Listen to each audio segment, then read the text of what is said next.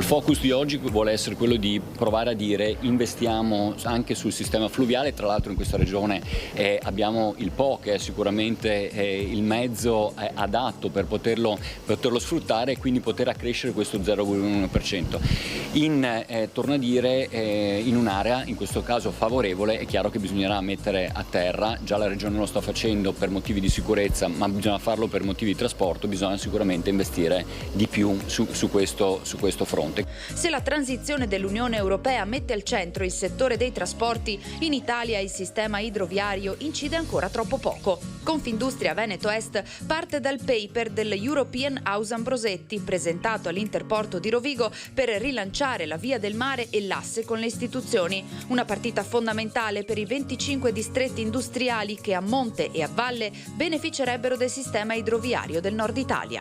Abbiamo stimato che se andassimo a superare le barriere normative ma anche i vincoli infrastrutturali che impediscono il passaggio delle imbarcazioni di categoria 5, che è la più ampia, noi riusciremmo appunto a ottenere entro il 2030 1,4 miliardi di valore aggiunto, quindi un impatto molto significativo per queste province. In questo momento il costo maggiore era questo, che era quello dell'innalzamento dei ponti, che era il famoso collo di bottiglia, che permette in questo modo di far transitare le navi di classe quinta e quindi vuol dire con 2 ordinate di container. Oggi bisogna attrezzare gli interporti che ci sono su quest'asta.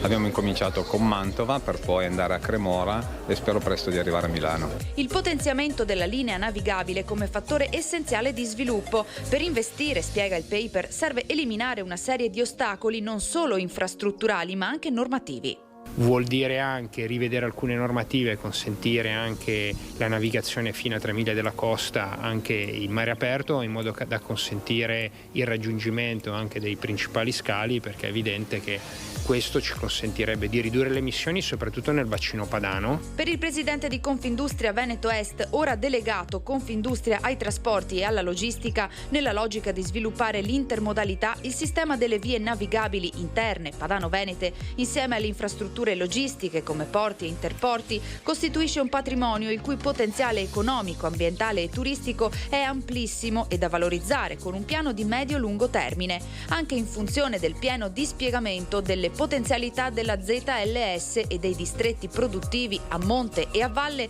dell'asta navigabile del Po e, guardando al futuro, alla Hydrogen Valley.